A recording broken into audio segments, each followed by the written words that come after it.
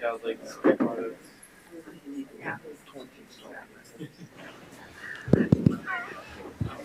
Hello, everybody. Welcome to this event on American Gun, the true story of the AR-15. I'm Subbu Vincent. I direct journalism and media ethics at the Markkula Center for Applied Ethics. This is an applied ethics center. We have different streams, different focus areas: bioethics, internet ethics, tech ethics, government ethics, leadership and business ethics, and journalism and media ethics as well. This is a fascinating magnum opus on just the American story. You can literally about America, American ingenuity, American innovation, all the way to American pain through mass shootings as they happen now. And we're really happy today to have the authors of this book. Cameron McWhirter, Zusha Elinson. Welcome to them both. Thank you for actually being here with us. We wanted to talk a bit about the book and ask them like a bunch of questions, and I'm sure you have yours as well. Just quickly, I want to make a couple of logistical notes. There are slips of white paper on your chairs.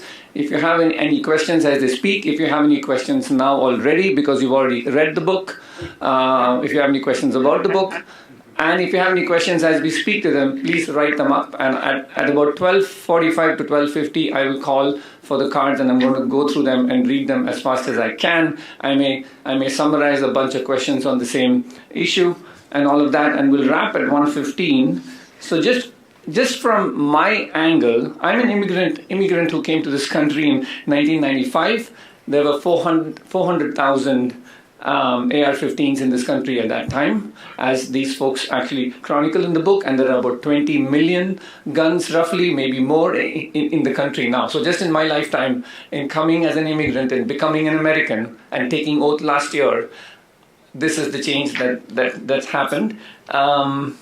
It's easy to say that this book is about American political issues. It's easy to say it's about the business of guns. It's easy to say it's about failures in lawmaking, failures in regulation. It's easy to say all of that, and in fact, that's all there in the book about litigations, money, and elections.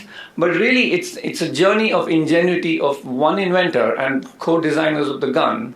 It's that journey and persistence that other innovations see. So we see innovations everywhere else in life, in technology, just sciences and so on. So it's that journey that goes on till for the American defense and morphs into a journey of pain and mass shootings and so on after the 90s.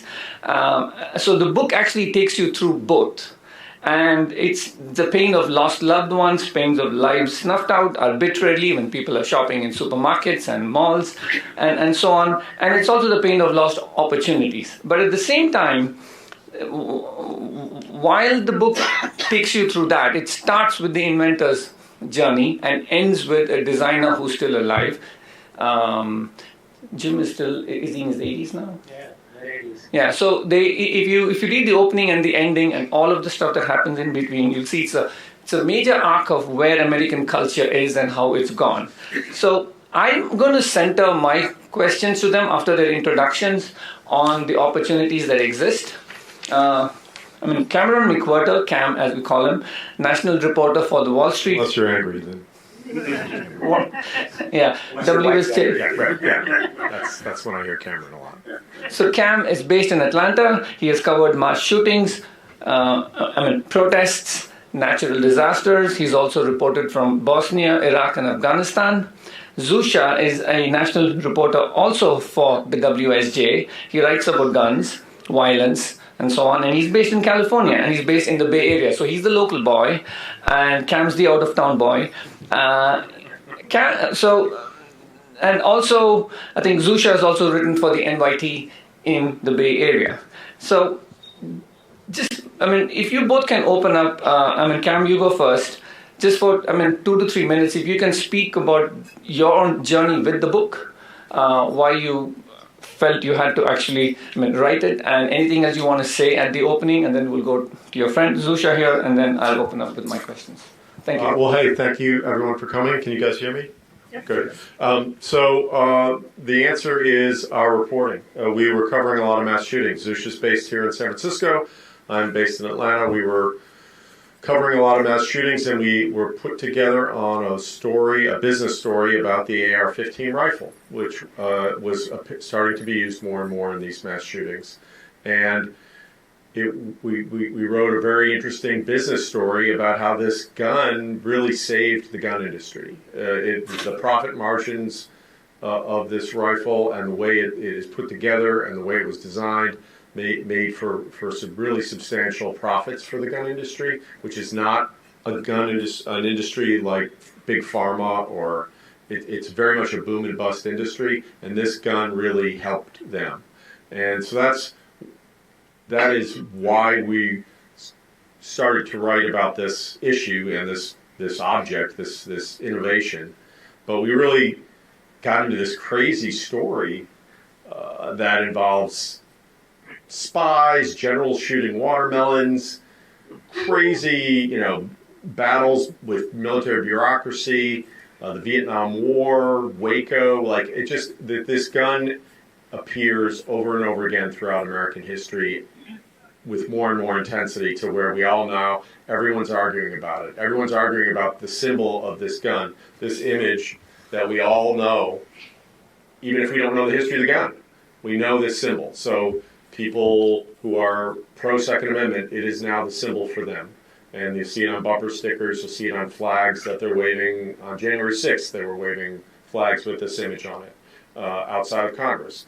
And simultaneously, if you're at a rally where people are calling for stricter gun laws, they'll have a banner with a line through that symbol. So everyone's arguing about it, and nobody really understood the very, very American, and I would argue very, very Californian story of how this gun came to be ubiquitous. Yeah, so I'm Zusha, and I'm based in the Bay Area. Can you hear me? So thank you first for having us here. It's just a real honor and a pleasure. We really admire the work you do down here, Subbu, so thank you so much. I'm a national reporter, so I cover all the biggest disasters. I found myself going to the sites of mass shootings a lot, San Bernardino, Las Vegas, Sutherland Springs, covering them. And it's just this daily grind. It's not daily, but it seemed like a daily cycle of violence and grief, outpouring of sympathy, and then people forget it and nothing happens and people get angry. And you get caught in this cycle, and I think our country gets caught in this cycle too. So I think this book project was really our chance to step back, look at the bigger picture, think about how did we get to this cycle, this really harmful cycle. And what we found at the base of this story about this gun is a real Silicon Valley story, and that's what really surprised us and kind of made it interesting. A lot of the story is about grief, about people struggling to survive with these wounds, psychic, physical wounds. But the beginning of this story is like a story about Apple or HP, right? It's a guy in his garage who has no college education, who has no business designing guns, and yet he comes up with the most amazing design for a rifle that anyone has come up to that point in American history. And so we really delved into the story of this inventor, Eugene Stoner, and the little startup that he worked for afterward, which is kind of like a Silicon Valley startup, but way before his time in Hollywood, and how they came up with these ideas to use new materials, lightweight materials that have never been used before in guns, and how they redesigned how the gun functioned. It was just a fascinating story, and it is rife with all the plots that Silicon Valley startups have too. Like people tried to steal his idea. Some of his coworkers tried to steal his patents, literally. His patent lawyer tried to steal his wife, which actually happened. He succeeded on that. Yeah. So, the things that are attended with a little hothouse Silicon Valley startup all happened back then too. Anyway, that was one thing that really resonated with us. And then also their experimentation early on. We talked to so many people, but this guy Jim Sullivan that Subbu mentioned, he was there helping design the AR-15. He talked about when they're trying to test out this tiny bullet. It's a tiny bullet the AR-15 uses. People think it's really big. It's teeny, but it goes really fast, and that's the key to its deadly success. And they were trying to figure out how to test it, so they went to the local Spam plant, and they got all the stuff they didn't put in Spam, which, can you imagine the stuff they don't put in Spam? They put it in these black plastic bags, and they took it out, outside of Los Angeles, and they hung it from like a tree. And here you can imagine this guy, Jim Sullivan, holding this like most advanced rifle in the world, aiming at this bag of pig guts, and they shoot it, and it explodes all over the place. It smells terrible. And they run back to the inventor, Eugene Stoner, and they say, look, we think it's a success. He's like, what did that actually show you? And they're like, I guess nothing. Any bullet would have done that. So the experiment wasn't that successful, but it nevertheless showed how creative and how much juice was going through them at the time. All right, I'll let Subbu get to his questions. Anyway, we're so happy to be here, and yeah, look forward to hearing your questions as well. So thank you for that. One plot of intrigue I might add to it is the amount of resistance the defense bureaucracy had against this gun from being adopted, even though it was already showing all the signs that it was the best gun to be used for the American defense. And that story is a story of lobbying, is a story of entrenched interests and all of that. And to go from that from an innovation standpoint to where we are now is literally what I find so much pain in. But I want to start on a positive sort of framing intentionally, as you'll see. So there are several parts in the book, Cam and Zusha, on. So when you're negotiating between two sides, like when you take a negotiations class in any law school, you learn about this term called ZOPA, Zone of Possible Agreement. It literally means what is the zone of possible agreement between two sides that are at odds with each other, are not going to yield at all, and so on and so forth. But I found there is a zone here that you mentioned in bits and in pieces on where one could get into, where there's actual results happening on the ground on regulations itself, especially for this particular gun. Could you talk a little bit about the examples you've already put into the book? And we'll just start from there, and what those opportunities mean. You mean on regulations that are working? Yeah. Politically, and we go into this in the book, but politically, we are in like on every other issue that we have in this country, in a stalemate where people have just gone to their corners, but there are people away from Washington trying to figure out ways to make us safer. So that's really the whole focus of where a lot of people who are doing hard work are trying to make changes. And there are many things we discuss in the book, but I would discuss red flag laws. Red flag laws, if people aren't aware, are laws by which you can go to a court.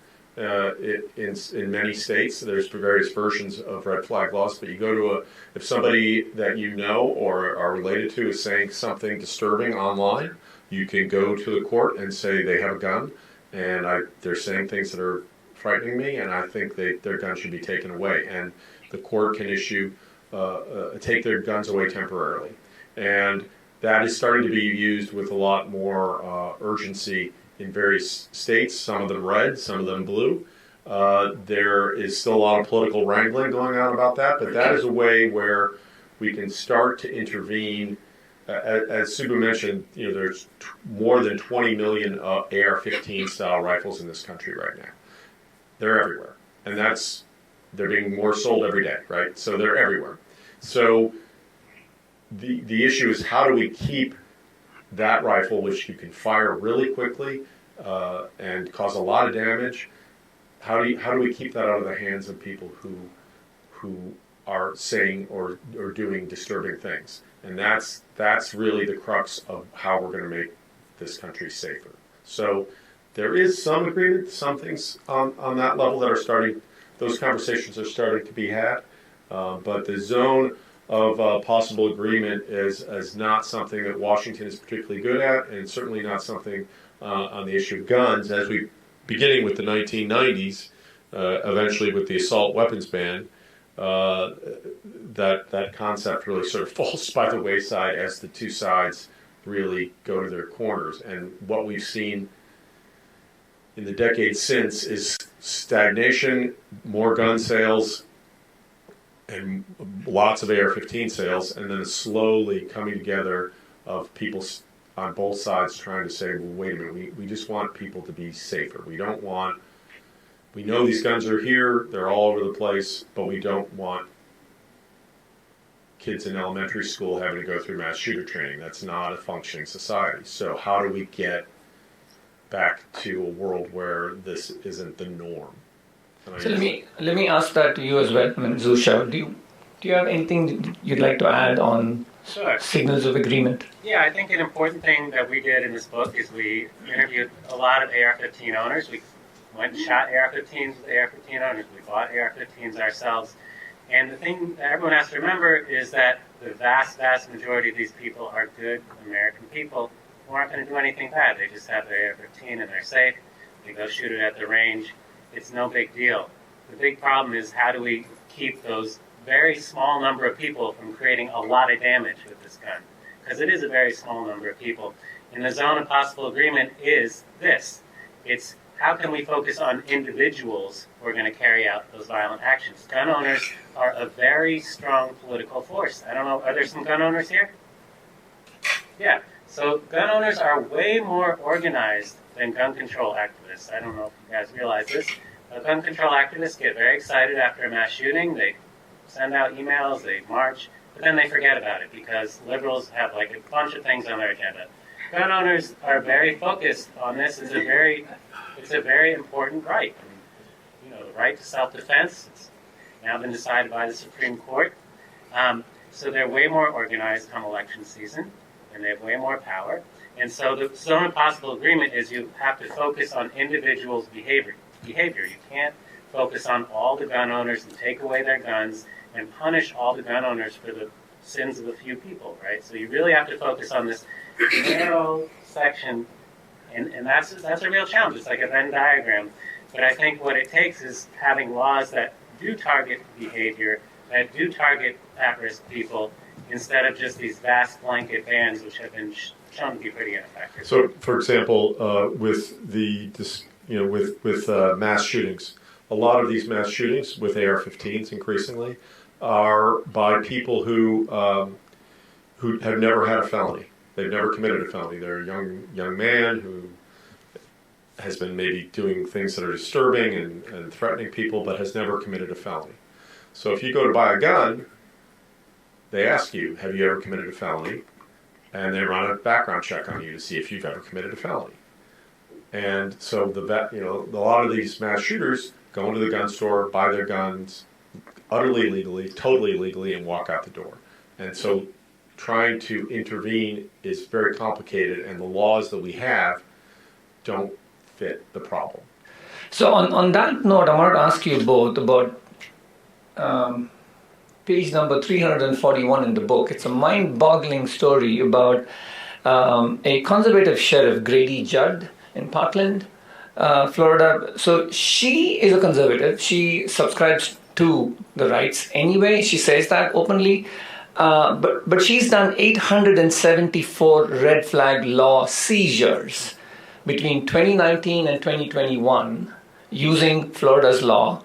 And that seemed to stand out to me as an example of law enforcement people who don't want to take away guns from people who lawfully own them, but want to specifically see where the risks are highest because of reported incidents, and they go on and do it.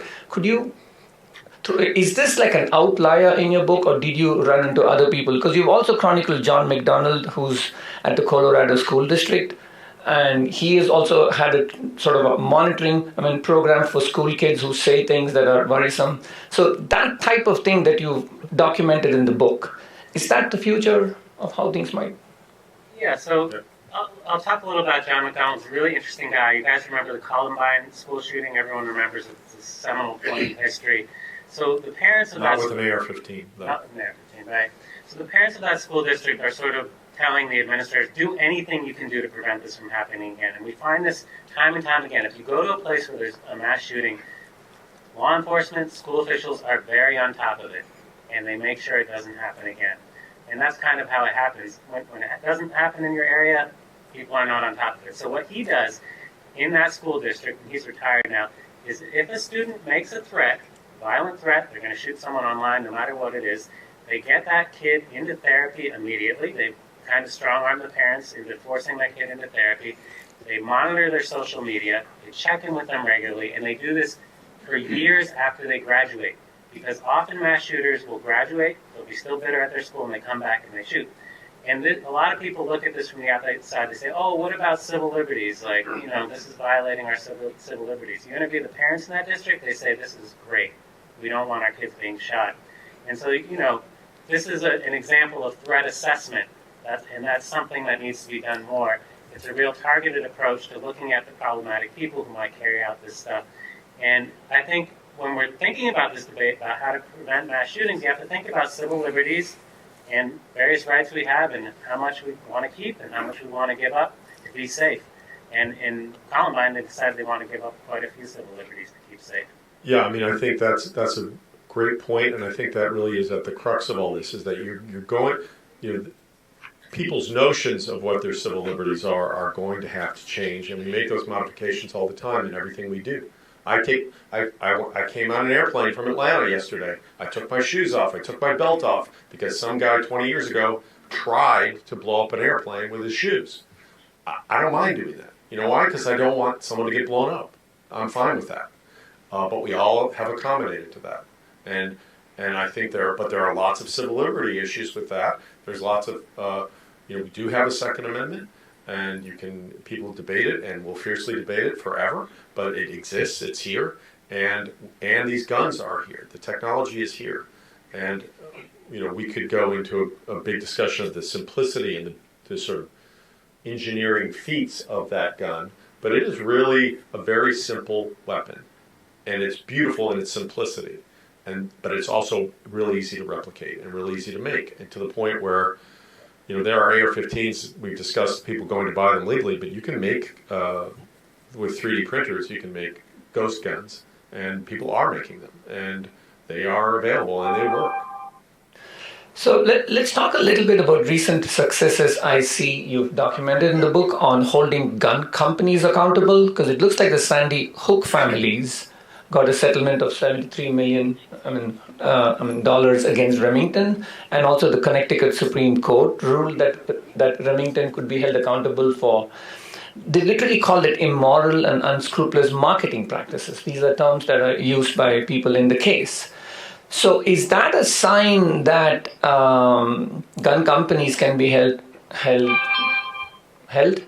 I think that's definitely where the courts and some of the decisions, that was a settlement, but that certainly scared the hell out of the gun industry, and they have it's a very complex landscape legally, but there is a law that was passed in 2005 by the Congress that gives known as PLACA, which basically gives the gun industry protection from civil liability if their gun is used in a crime.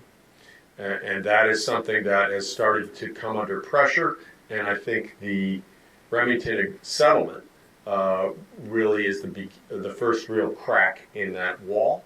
And I think that more applications, there's a lot of lawyers who are really starting to do some innovative things to try to look at how can gun companies be held liable if their gun is used in a crime. And I think that, particularly a mass shooting, and I think that there could be a lot of, if there's ever a day when PLACA, for example, goes away, if that federal law is ever overturned, I would suspect that mass production of AR-15s would stop the next day.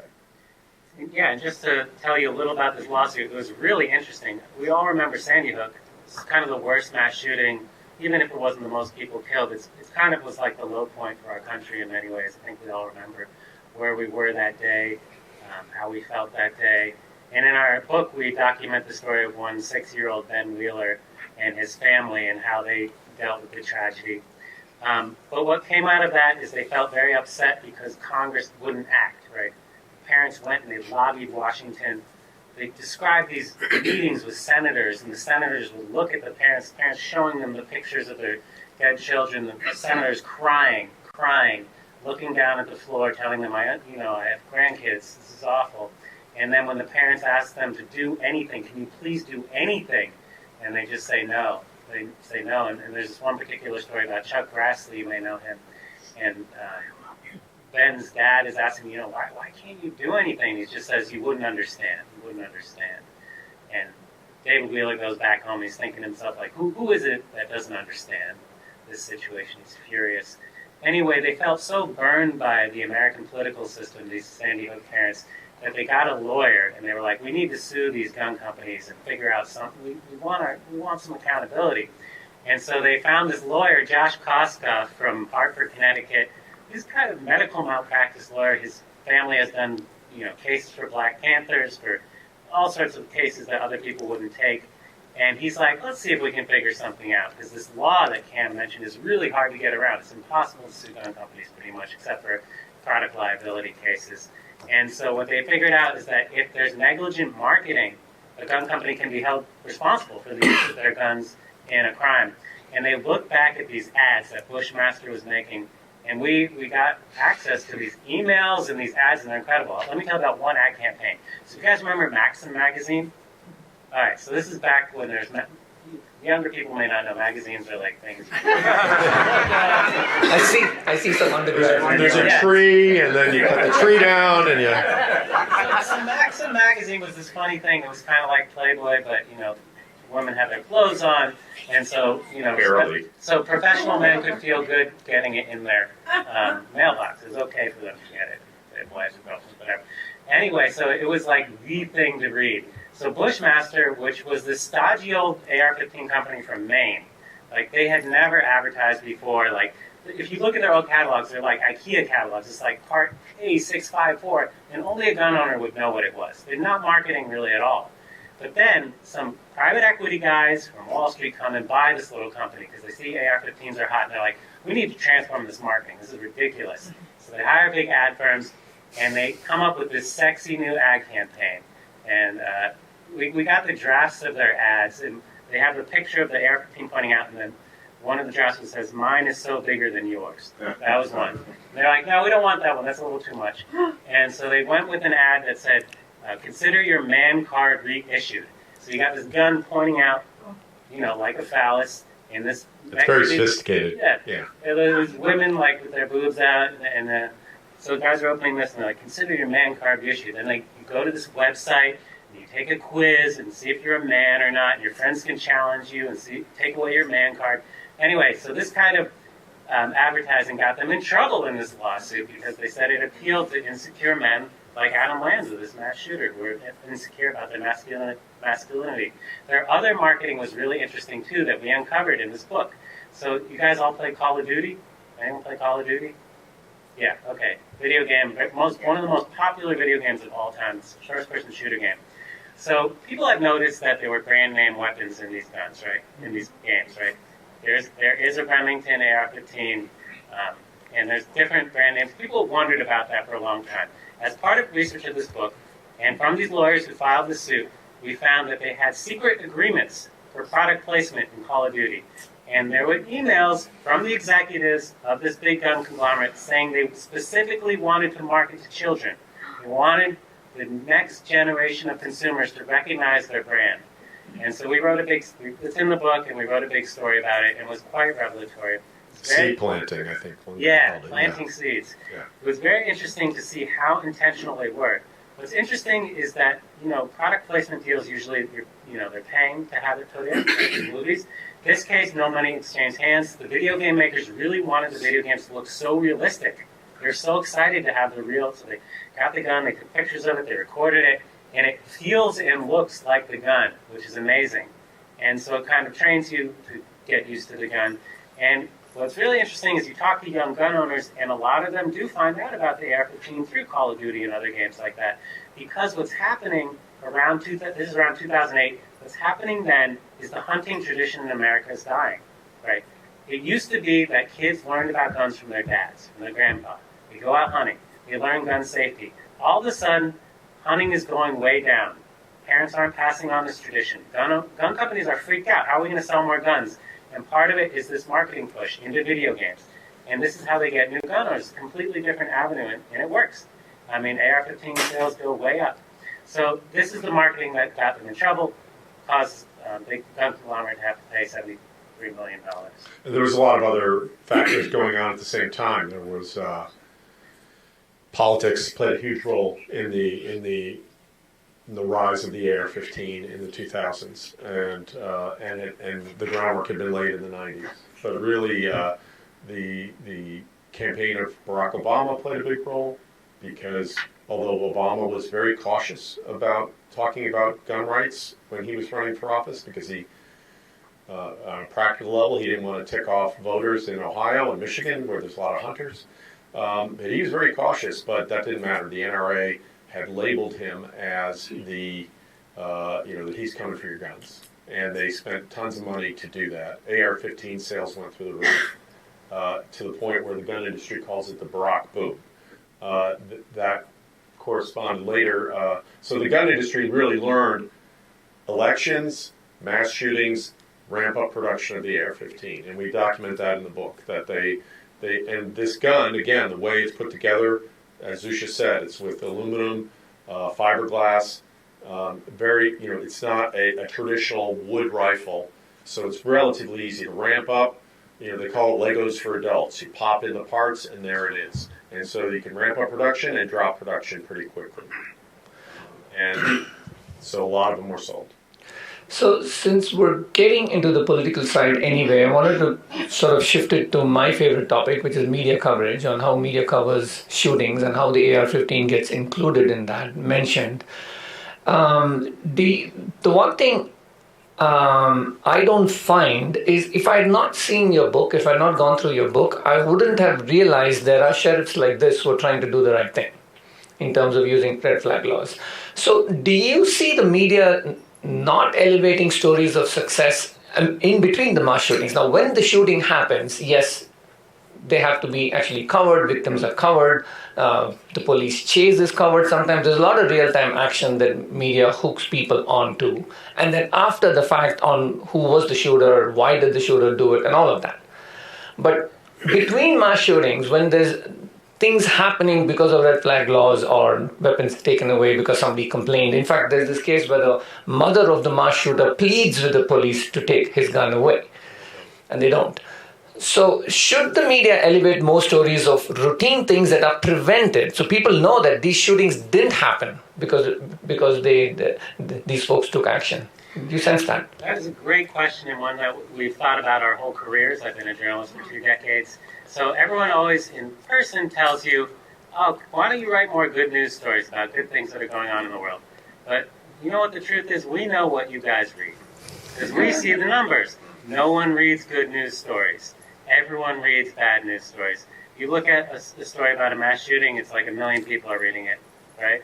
You look at a story about, like the program in Columbine I told you about, that really innovative program, maybe 10,000 people read that story. So that's the difference. And people in their, we're all trying to be our best selves. So we're saying, yeah, we want to read about good news. We want to read about good things. But it's just a natural human reflex. You go by a car accident, you look at it, and that is the reason why we don't write more stories like that. It's not because we don't want to, it's because no one reads them. But I think I keep trying to find a term for it, but I think, and the closest I can come to is sort of survivor's guilt. But when you're a reporter and you drop into a mass shooting, you arrive after the fact. There's carnage everywhere. I remember being in Orlando, like I'm mowing my lawn in Georgia, and then a couple hours later, I'm standing in blood and gauze. And that when you do, and then you're there and you're talking to people, and they're traumatized beyond belief. And the city's struggling, and the politicians will always do something like #strong, whatever the city is, And you start, certainly Zusha and I started to feel like we're not getting to the heart of what's going on here. We need to we need to find out the real story of what happened, because we're just telling people here's a tragedy and then going on to the next tragedy. And there is a history here. There is a reason. This innovation, this invention by a guy who just wanted to make America. He wanted to create something really cool in his world of firearms. It's very Oppenheimer-y in that respect. He wanted to achieve this engineering feat, but he also really was a patriot. He loved his country. He was a Marine. He He wanted America to be safer. He wanted a better weapon for American soldiers and their allies to fight communists. For that to devolve to people literally shooting up 4th of July parades, or people holding up this gun as a defiant weapon against government, with the extremists that we've had, would be horrifying to him. So you can't tell that story when you're just covering a tragedy. So we felt we had to obviously write about the tragedies, but then move on to tell the real story behind it. So I'll move to your questions at this point. It's 12:50. I can have the cards. So just let me start with a few cards and we can gather the rest.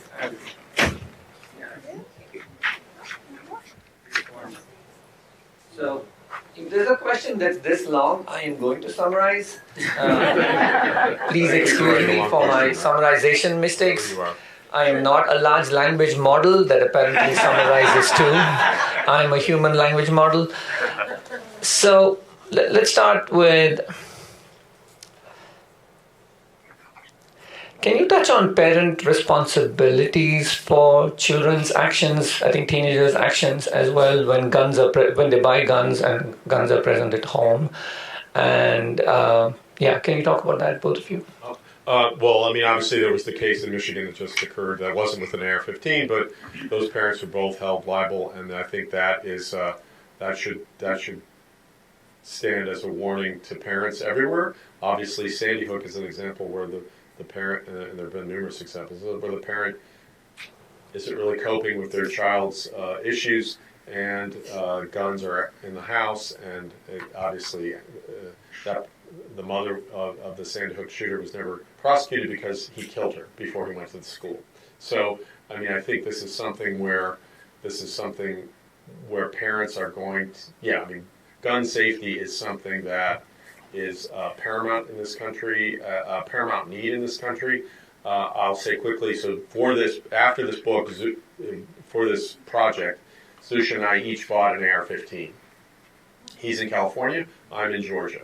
And we wanted to see how different buying a gun was in these two places. I'd never owned a gun before. I don't think Zusha had either. And so Zusha went through a training course, right? But the training course, the gun in California has a limited 10-round magazine.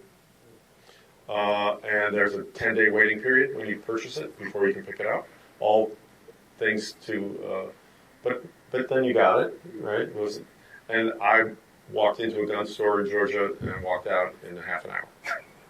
And they said, "Do you want a safety course?" I said, "No." "Do you want to buy any ammunition?" "No." "Okay." And that was it. And 28 minutes of that was me standing around. A funny aside, quickly, is my wife and I were talking about buying kayaks, because we have friends who have kayaks. And so my wife suddenly sees this large purchase from an outdoor store. She's thinking, "Oh, that's cute. He did it. That's so sweet." And so she called me, and I was like, "Well, we can get kayaks at some point." But she's like, "Damn it!"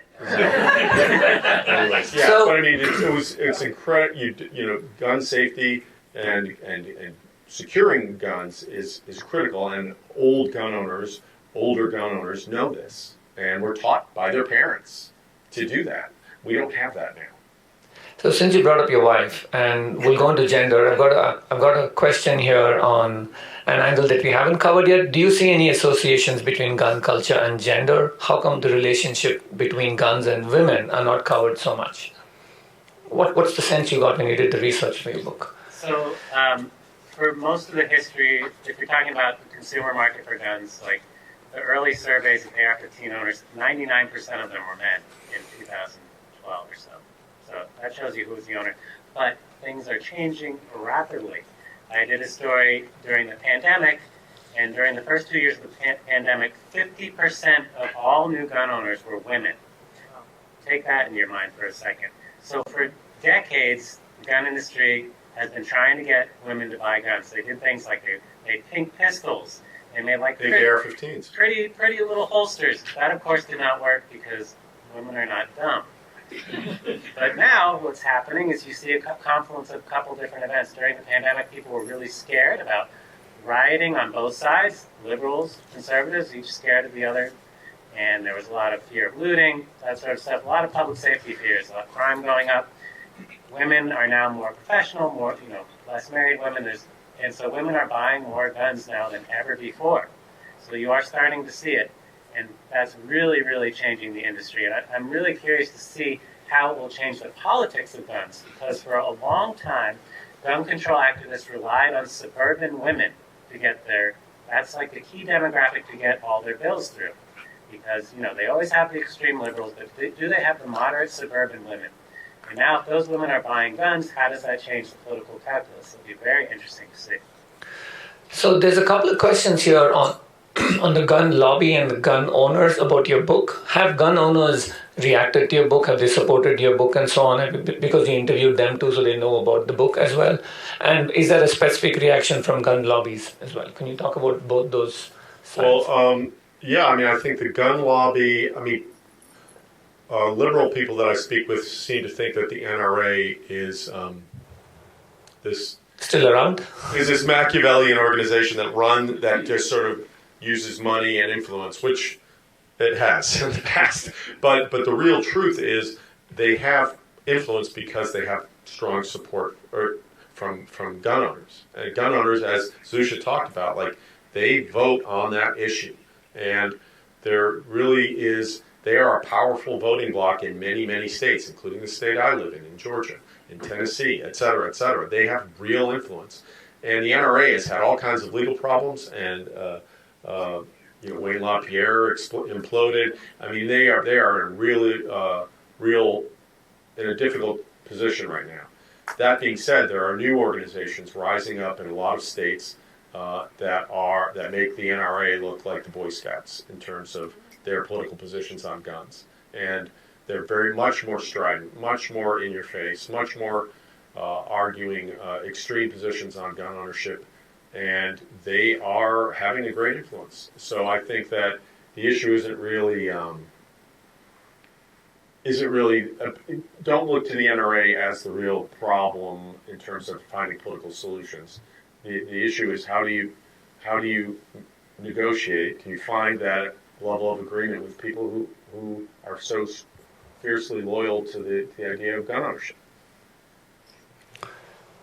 And there's a couple of questions on red flag laws on an angle that I never expected. So thank you all for these questions. These are really thoughtful questions, and you folks are, actually taking the time to write them in detail. Do red flag laws infringe on freedom of speech? Disturbing material may be subjective, but what's disturbing for some or worrisome for some may not be for others. I think, do these laws have a standard on what disturbing is before they're acted on? I think that's a great question. Zusha can talk too about this as well, but I think that's the crux. When does somebody do something disturbing? You're saying to a court, I can come into your house, I'm taking away your Second Amendment right to own a firearm because you haven't committed a crime, but you're saying stuff that I think is kind of off. So the judge has determined that. So it's definitely an area. Initially, a lot of pro-Second Amendment or Second Amendment advocates were arguing, it's not the gun, it's mental health. We have a mental health crisis in this country, which no one would dispute. But and so then the response was, well, let's have these red flag laws. And now I think some gun rights advocates are saying, well, wait a minute, what do you mean by that? What the devil's in the details? What if I say something political, is that going to be perceived as being somehow extremist? Are you going to come and take my gun? So that's very much a gray area that's being worked on.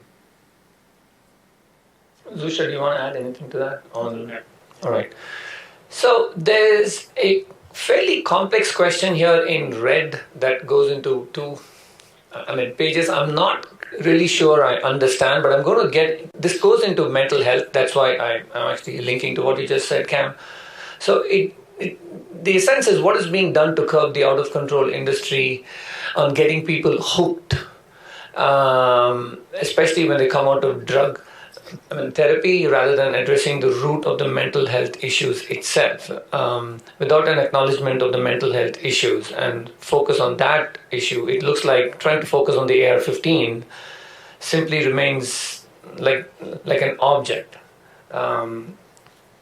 Did you get a sense on who's looking at, preventing the actual mental health issue at scale in a way that it cuts into gun access to them and so on? Well, go ahead. Well, yeah, so you might know that our gun laws, if you go to the gun store and want to buy a gun, if you've been adjudicated mentally deficient, is the official word, you can't buy a gun. But in our country, most people who are mentally ill do not go through the court process and get adjudicated mentally ill. So pretty much you have a lot of, and most mass shooters are not mentally ill. It's a minority of them. A lot of them have mental issues. But there is really no way to stop people who have mental problems from buying guns in this country. People slip through the cracks all the time, and that's why they just red flag laws. I didn't quite understand that question. That issue, so the issue of mental health is a huge issue in this country, and I would say all over the world, especially after COVID and what we all went through, and are still going through. But I would say the AR-15, for example, I think to talk about a rapid fire, firing high velocity rounds rapidly, the ease of access, the ease in which you can get that gun, is what the issue is. One of the primary problems, because you can wreak havoc in seconds. The guy in Dayton who fired into a crowd outside of a bar a couple of years ago, shot for 30 seconds. There were police near him with AR-15s who heard the shooting and came over and killed him in 30 seconds. And he still was able to fire off multiple rounds and kill a lot of people. And that is the issue. It's if you are mentally ill and you want to hurt other and mentally disturbed and you want to hurt other people, the issue is what are you going to use to do that? And an AR-15, which is you can easily get your hands on, you can do it really, really, really quickly. Did you find in your research any other patterns of inequality or depending on who the actual victims were? For example, white kids versus minority kids, LGBTQ communities, women, racial minorities, and so on. Is there any pattern about mass shootings? We've got the Buffalo case. That was clearly race. He was a racist. Yeah. Certainly there was the shooting at the Colorado bar. That was a gay bar there. But there are, the San Bernardino shooting. It's basically anyone who wants to go to war with society. This is the gun that is attractive to them. And that I think it would be simplistic to try to say, it's all white extremists. There are white extremists who definitely have been attracted to this weapon to do that. But there's also people, the person who shot up the school in Nashville. We don't know what their motive was, but it wasn't political. The shooting in Las Vegas, we still don't really know exactly what the motivation was for that, and that was the worst shooting with AR-15s in our history.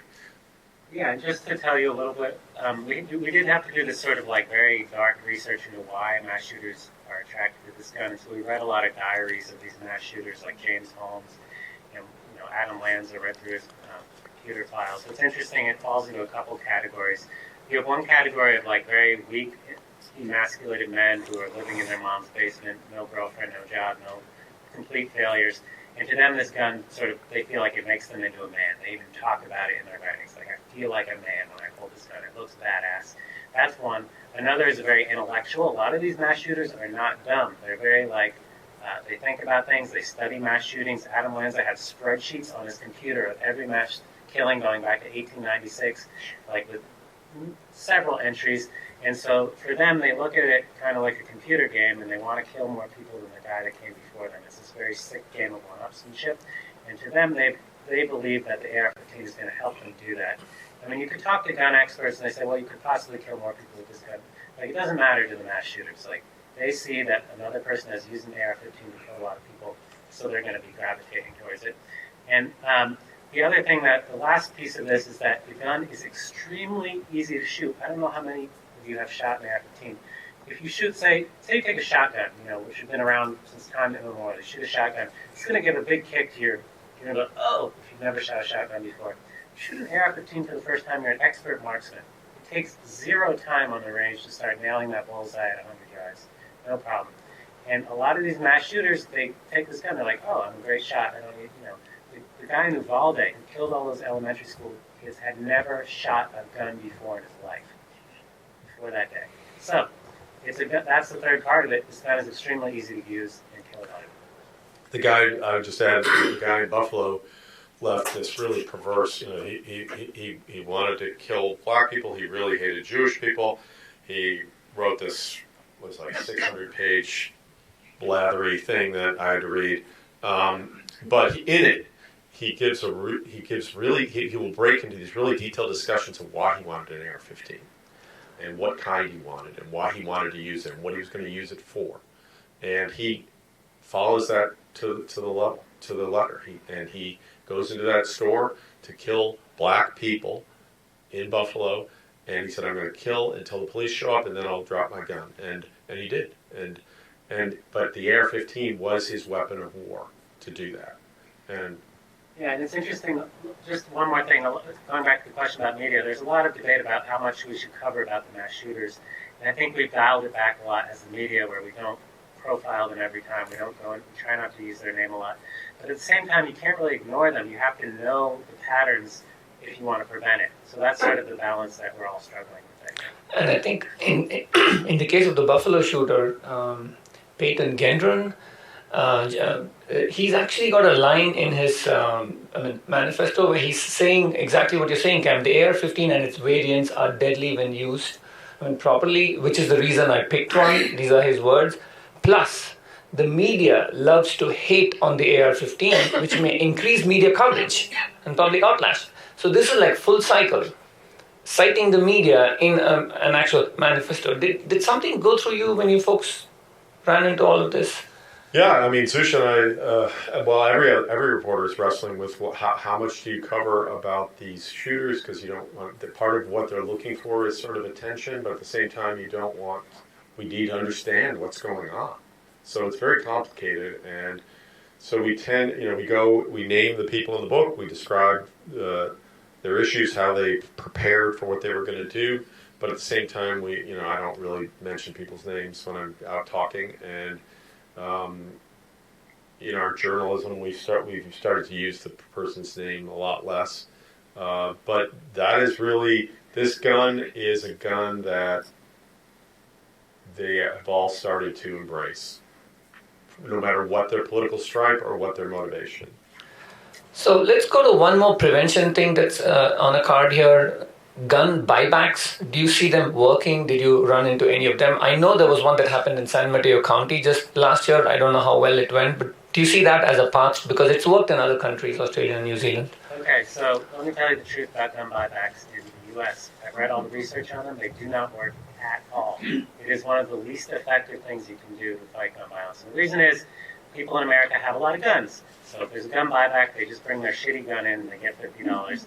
And it's a gun that no one would use anyway. It's like a little Derringer, some old pistol that they don't want to use. So gun buybacks are like this big rah-rah thing that politicians do that are completely useless. People spend more money on threat assessment, like we were talking about before, finding ways about spotting people who are problematic. If you're talking about gun violence in cities, right, gang gun violence, there's a lot of programs, violence intervention programs that really work. Ceasefire program in Oakland, where they meet with some of the hitters, the guys who are out there shooting people. They consistently meet with them. They call them in for meetings. Those are things that actually work. Gun buybacks do not work. If you're talking about Australia, it's a completely different situation. They banned all semi-automatic guns, basically. They said, okay, no more semi-automatic guns. You can't have them now, never. There's no grandfathering them in. This was after a very large mass shooting in the 90s. And so then they say, okay, we'll buy back the ones. Then that's a different type of buyback, because you can't have any of them. Right? It's a completely different situation. Here, we've never decided, there's too many guns in this country. And there's too strong of a gun rights movement to ever ban all semi-automatics. Pretty much every gun now is semi-automatic. It's rare if you have one that's not. So there's a couple of questions on AR-15 companies, the firms that actually make these guns. Is there a distinction you see much in your storytelling about those that make the complete guns for sale and make it easy for people to buy and so on, versus those that are making individual parts for these guns, like the receiver alone and so on, the central piece of it? Is that adding to any of the issues that we've actually spoken about, or is it all just one big thing? So yeah, they call AR-15s Legos for adults. And the reason is because it's like an erector set. You know, when you're little, you put it together, take it apart. And so the gun industry has figured this out, and now some of the biggest AR-15 companies are companies you've never heard of. There's this company, Anderson Manufacturing. No one's ever heard of them. They sell more receivers than any other company, and it's because people just buy these things in parts. When I bought my AR-15, I bought it in parts. A lot of people are just buying them in parts because they like to put them together. It's cheaper, it's fun, whatever the case may be.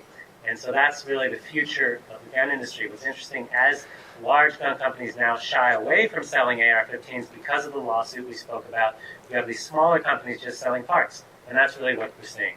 That's the future.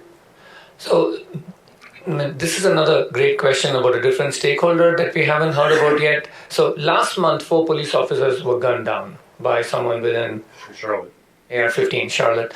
So what does law enforcement, what do law enforcement folks think about the AR-15's accessibility? You must have talked to a bunch of them. Well, this is a long, interesting history that we talk about in the book. But there was a time in the 90s when not everybody in the Democratic Party was hated by the NRA and vice versa.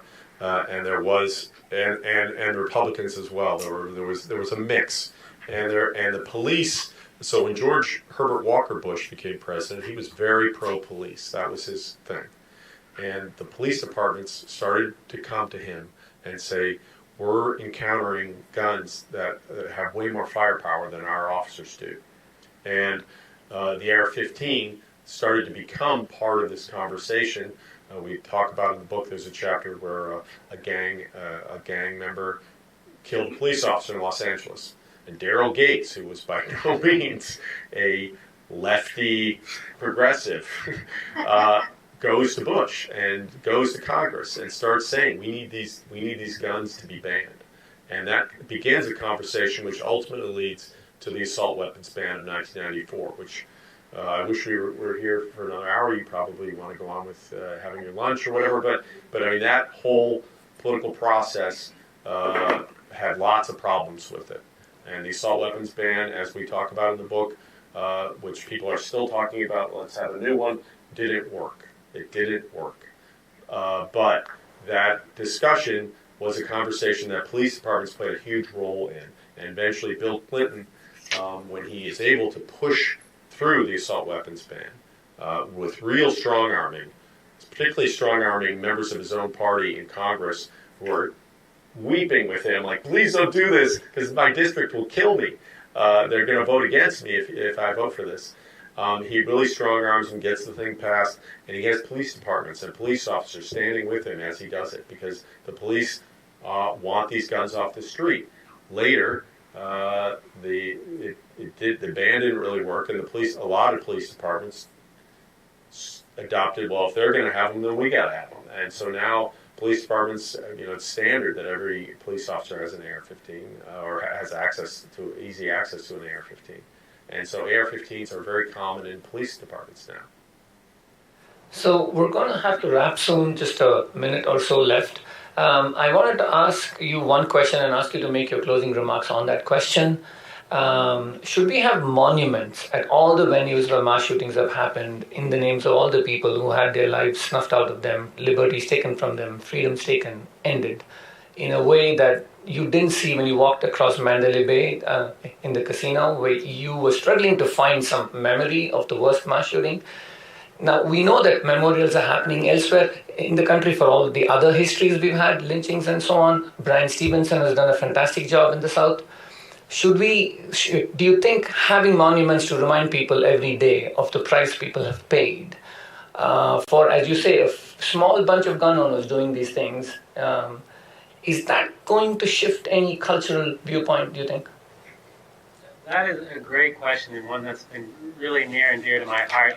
I mean, we spoke a lot about technology and laws and gun companies, but honestly what really made me want to write this book was getting to know the survivors of these mass shootings.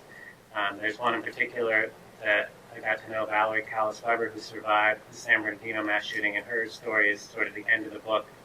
And just her journey from being this vivacious Greek woman who loves to cook and make fun of people and laugh, to getting shot at her office party that she didn't even want to go to going through 60 surgeries, 2,500 hours of physical therapy just so she could walk again and used her left hand. These are the people that we wanted Americans to remember and think about when they're thinking about this issue. What's interesting about Valerie is she's very pro-Second Amendment. She owns a gun herself, right? She has her own idea of solutions. But I think we need to bring these people to the fore when we're talking about solutions to this problem. And I think other countries, other countries are very good at remembering their sad past. Think about Germany remembering the Holocaust, right? America, that's not America. Come on, we're Americans. We just move forward, we forget about what happened, and we move on. We are so bad about grieving the sad things that have happened in our country. We don't like grief. We just run away from it. We move forward. And that's what makes us great, right? We're always moving forward, but we forget our past, and so we repeat it. And I think it will be really important for us to have more memorials to these folks. There's this big debate in Las Vegas. They finally do have a memorial coming online. But there's a huge debate. Should we even remember this? And when we went there at the time, a couple of years ago, it's just this black hole of it's just this giant black field in the middle of all the lights of the Strip. And it was just so symbolic of how we treat mass shootings in this country. It's just like this black hole in our heart that we just want to forget about, we don't want to think about. And that's really what we do as a country. We just think about it for a little and then we move on. And I think memorializing it and really grieving these things in a real way would help us quite a great deal. Cam, do you want to close the last words? Zusha was perfect there. I would say that trip to Las Vegas, we went to Mandalay Bay and we walked across the street, and there were these sad little memorials people had left, little tin angels that people had hung on the walls. On the gate, the outer gate, with the number of the names of the dead, and the wind was blowing, and it was just like they were like ghosts, and it was just sort of forgotten.